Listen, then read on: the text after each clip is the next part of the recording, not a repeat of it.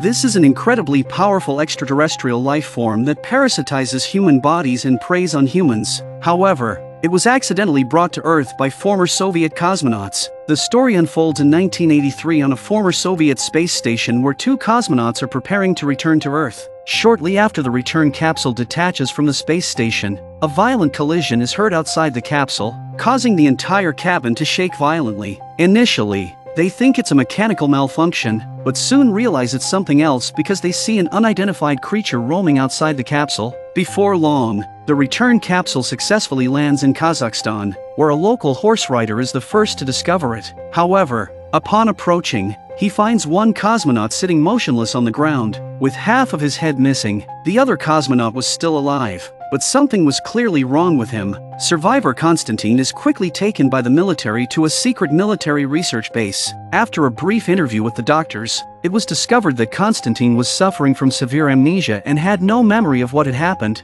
To help Konstantin regain his memory, Colonel Symbiotic, the base's top commander, brings in a renowned medical expert, Tatiana, from Moscow. Hopefully, her diagnosis will lead to the cause of Konstantin's illness.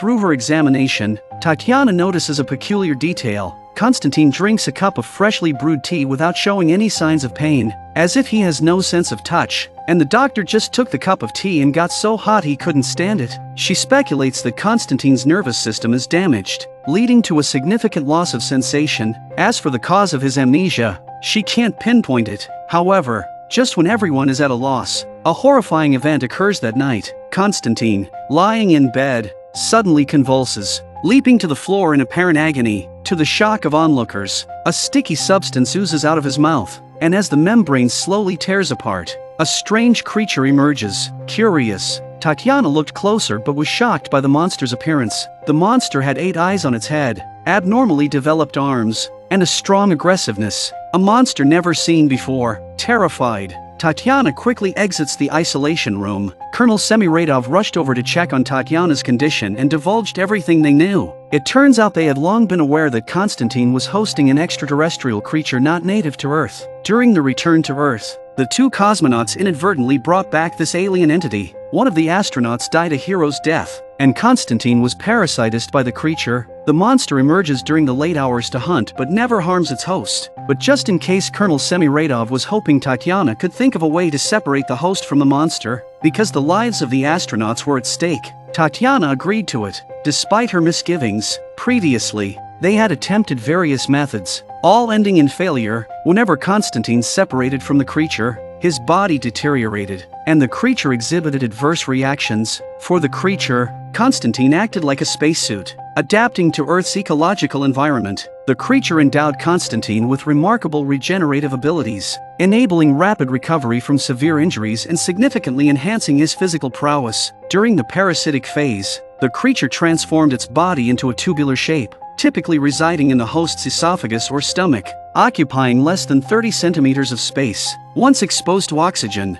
the creature rapidly expanded to 3 to 4 times its original size. Every night, the creature emerged between 2 a.m. and 4 a.m., returning to the host's body 2 hours later to ascertain whether the relationship was parasitic or symbiotic. The following night, Tatiana decided to make close contact with the creature. The creature approached her slowly. Tatiana lay on the ground to observe its reactions. Surprisingly, the creature mimicked her movements. As Tatiana stood up, accidentally knocking over a toy on the ground, the creature displayed apparent interest in the spinning object. This hinted at the creature's potential intelligence. Tatiana seemed to think of something and asked Colonel Symbiotic to open the glass door to test her suspicions. As a safety measure, soldiers clad her in protective gear. The glass door was swiftly opened, and Tatiana cautiously stepped inside, placing the toy on the ground before slowly retreating. As anticipated, the creature didn't attack Tatiana but rather embraced the toy affectionately. Observing this, Tatiana decided to make direct contact with the creature. Unfortunately, she accidentally stepped on its secretions and tumbled to the ground. This unintended action caught the creature's attention. Suddenly,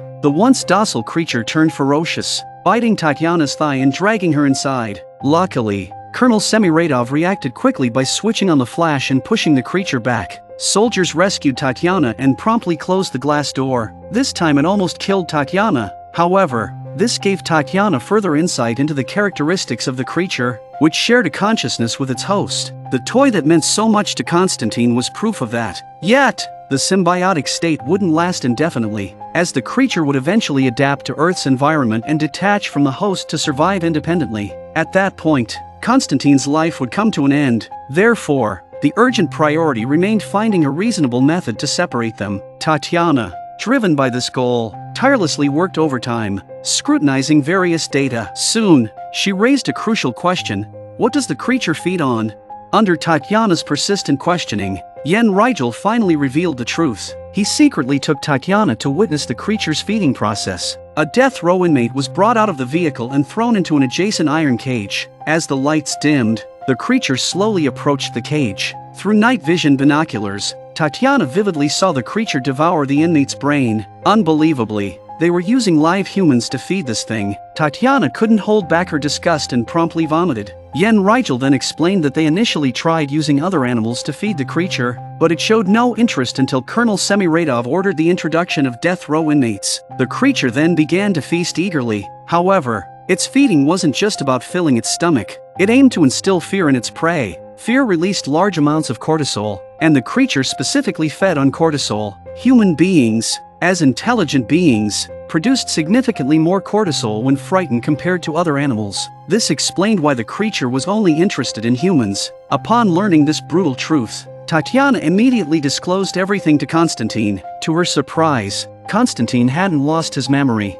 The consciousness of the host and the creature was shared. He had known everything from the start but chose to conceal it to survive. If Colonel Semiradov knew that Constantine would never be able to leave this place, Constantine pleaded with Tatiana to keep it a secret. He just had to hold out for half a month, and if Colonel Semiradov's research hadn't progressed, someone from the higher-ups would come and release Constantine. Tatiana didn't agree, because that would mean more deaths. She approached Colonel Semiradov, hoping he would cease these operations. Colonel Semiradov, however, was unwilling to stop. His elaborate plan to separate the parasitic entity was driven by the desire to create a biochemical weapon. With a powerful weapon, he believed the world would attain peace. What's more, these death row inmates are so sinful themselves that being food for monsters is the little value they have left. After explaining this, Colonel Semiradov invited Tatiana to witness the creature's dining show. This time, there were 2 death row inmates for the gruesome feast. As soon as mealtime arrived, the creature came out at a leisurely pace. The 2 inmates were visibly terrified,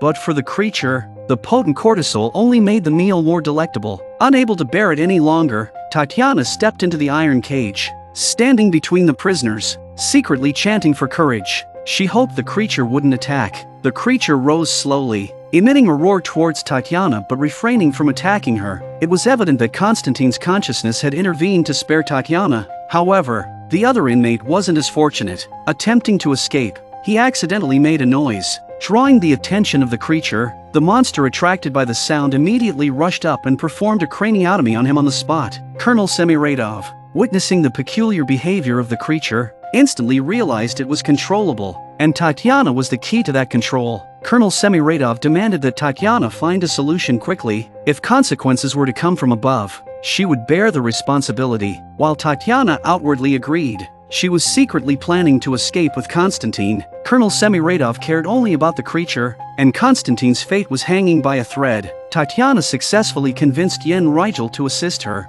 and they used anesthesia to subdue the guards. Later, she found Constantine and informed him that she had developed a potion to forcibly separate the creature. If they escaped and separated the creature, rushing to a hospital might save Constantine's life. Rigel handed Tatiana the car keys, but he had no intention of leaving with them. Unknown to them, a fallen guard had been discovered, and the news quickly reached Colonel Semiradov's ears. Rigel said goodbye to them and immediately went to his office, where he quietly called his superiors and told them the truth about the situation. However, just as Rigel hung up, Colonel Semiradov entered and promptly killed him. Meanwhile, Tatiana and Constantine hadn't managed to escape the base when soldiers intercepted them mid-route. Without a word, the soldiers opened fire. Quick thinking allowed Tatiana and Constantine to find cover, but Tatiana was injured. As the soldiers closed in, Tatiana had no choice but to toss the potion to Constantine, attempting to force the creature out of his body. As Constantine injected the potion,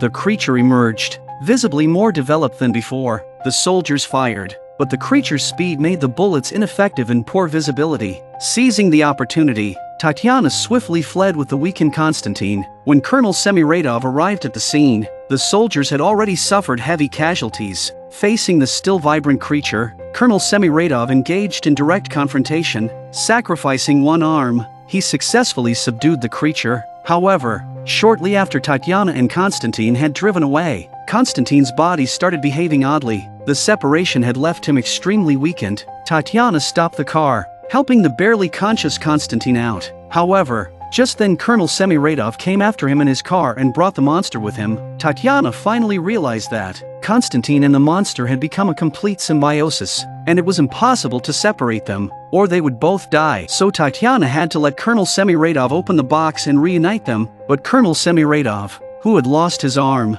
was already furious and wanted to teach Tatiana a lesson. Unbeknownst to him, it was this action that enraged Konstantin. Konstantin, fueled by the final shred of consciousness, forcibly forged a connection with the creature. At Konstantin's beck and call, the monster, which was only half alive, instantly came back to life, killing 3 soldiers around him on the spot. Colonel Semiradov, realizing the danger too late, was slapped to death by the creature.